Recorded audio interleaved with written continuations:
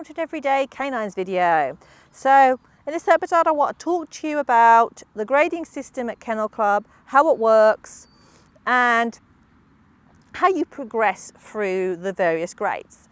Now obviously I'm talking about the Kennel Club system. There is also independent shows sometimes have levels that you can work through, and UKA has its own system, but I'm concentrating on the Kennel Club system because I think that's what most of you are going to be looking at this moment in time. To be progressing through the Kennel Club progression, the grades, the first thing you need to know is there is a grade 1 to grade 7, and obviously all the grades in between. 1 is the very first grade, it's the beginner's grade.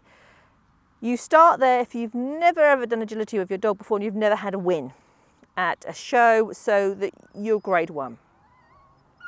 You then have to get wins to gradually go up the levels to get to grade 7, which is the top level.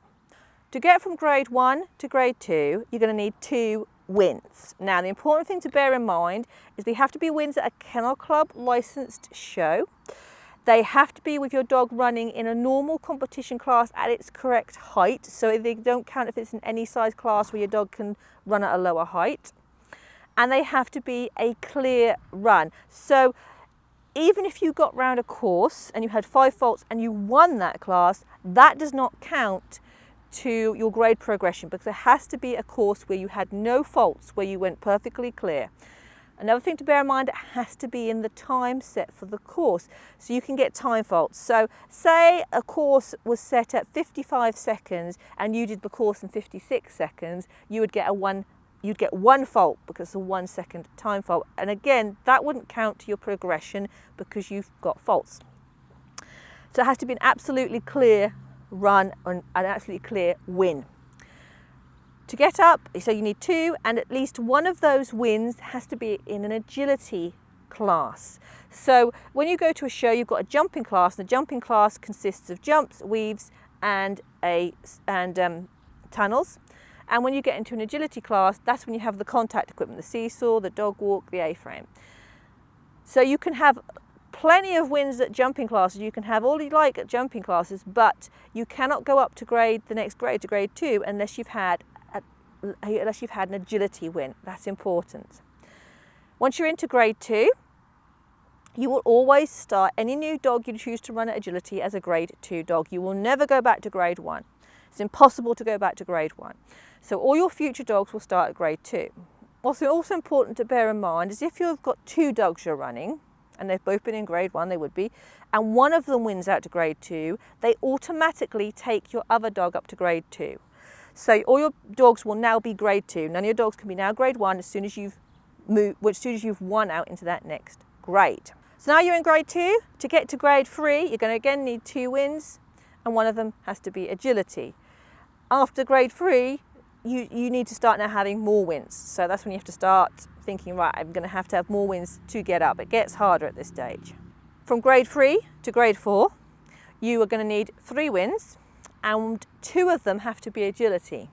So the emphasis is now being placed on agility wins to get you up. I should point out that until quite recently, you could progress through the grades up to, I think it was grade 5, on jumping wins alone. It might have been grade 4, but it certainly would have been grade 4, but maybe grade 5. And they changed that rule. So now at every stage you have to have an agility win to go up, which I prefer because I think it demonstrates your dog is capable of being an all-rounder and can do everything. Because I was progressing with my Spaniel Sparrow through jumping classes, she'd never gone clear in agility class, and I didn't feel, though I was winning up and I couldn't do anything about it because I was legitimately winning up, I didn't feel she was really ready to win up, because if she hasn't gone clear in agility class, surely that's the whole point of agility. Okay, so now we want to go from grade 4 to grade 5. So we now need 4 wins to get us up to grade 5. This time, again, 2 of them have got to be an agility win. Now, bear in mind, you can find all this information on the online, so don't worry if it's all going to go in and go out your head. I actually write it down. You get measuring books once your dog is measured. I write it all down in my measuring book, and there's also slots in there for you to record your wins, so you'll know what's happening. So you're in the heady world of grade 5. To go from grade 5 to grade 6, you again need 4 wins, and 2 of them have got to be agility. Now you're in grade 6 and you want to go to grade 7. You're going to need 5 wins this time, and 3 of them are going to have to be agility wins. Once you've done that, you're going to be in grade 7, you're in the top grade. Now, where can I go from here? You say, you've got options. You could choose today to go and compete in the champ classes.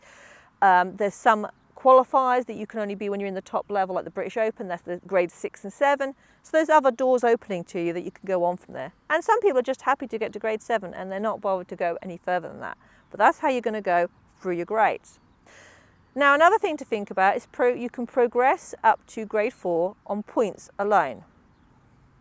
To achieve this, what happens is you earn points. So every time you get a clear round, and especially if it's a placing, you get points.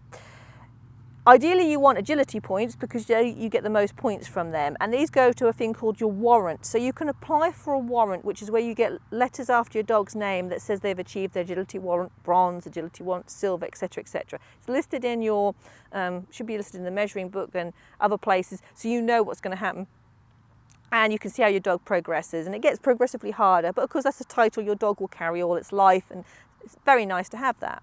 And you get a certificate when they achieve these things.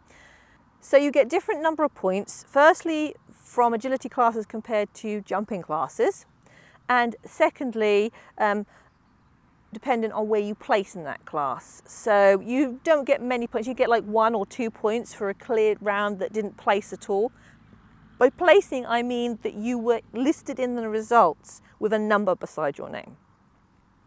So you would have got a rosette or certificate that said I placed first, second, third. In bigger classes, it can go a long way, like 27th or something, even more.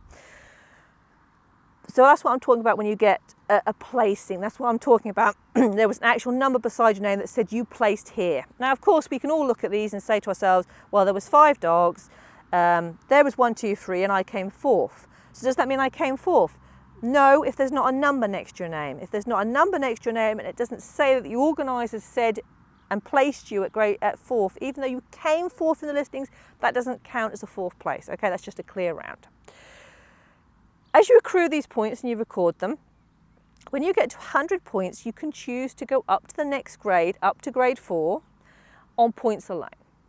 But you have to have at least 50 points won in agility classes. Again, so that we know your dog is capable of doing agility classes. You haven't just only ever done jumping classes.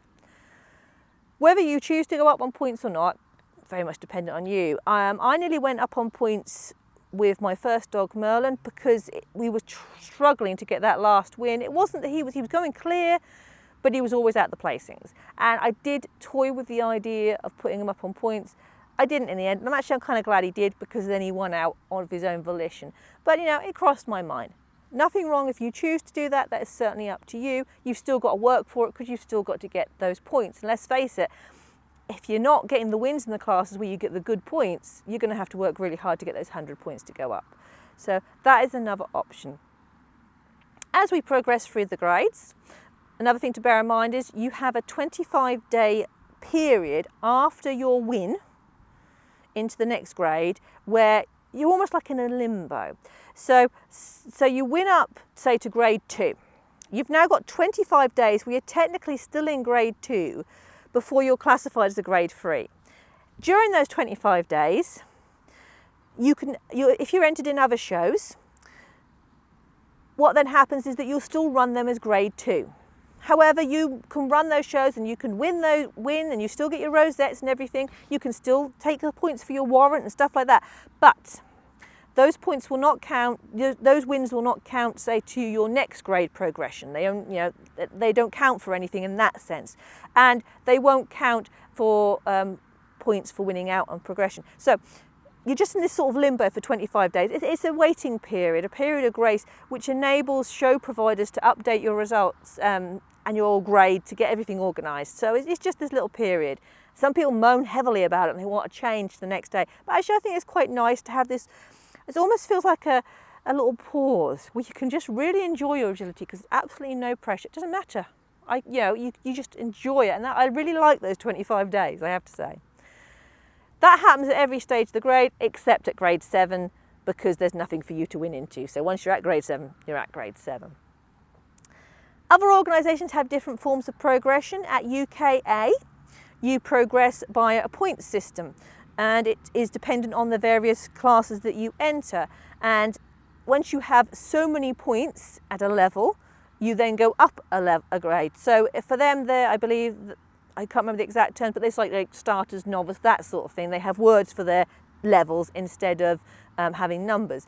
And you progress on points, and you progress in different sections. They have a steeplechase route, and they have the performance route. And the performance route is all about agility and those sort of courses. And the steeplechase is just a steeplechase. There's no weaves, it's just a tunnel and jumps and yeah. And you can work your way up to being a UKA champion in the steeplechase route while still being in the beginners group at the performance route. They're separate. So that's just another way of doing things. As I say, they work on points, and again, obviously wins give you more points, but there's no instant go up if you win at UKA. So some people really like that. They like the point system better because they feel it's fairer. It shows a fairer degree of performance evaluation and consistency on the dog than, say, having to get those wins to get out, which is slightly more dependent on speed. But whichever route you choose to go down, the important thing is to be able to keep track of these all. I recommend either having a spreadsheet on your computer or have a notebook. Just keep track of it. It's always good to have it. And one thing to always bear in mind, you get given a record book at Kennel Club, which is your measuring. It says you're measuring in it. And technically you're always supposed to have that on you. And I use it as a good record of what I've done at Kennel Club shows, and I keep all my results there. So if there ever is a query, I can go back and look at it and go, this is what happened. I find that really useful. Whichever way you find it useful, do some sort of system to keep track of your results. I hope that makes sense, and I hope if you're going into competition, you'll let me know how you get on, and I wish you all the very best. And I hope to see you all again very, very soon. You can subscribe to us on YouTube and Facebook and Instagram if you want to keep up to date with everything that's going on. And we'll see you again.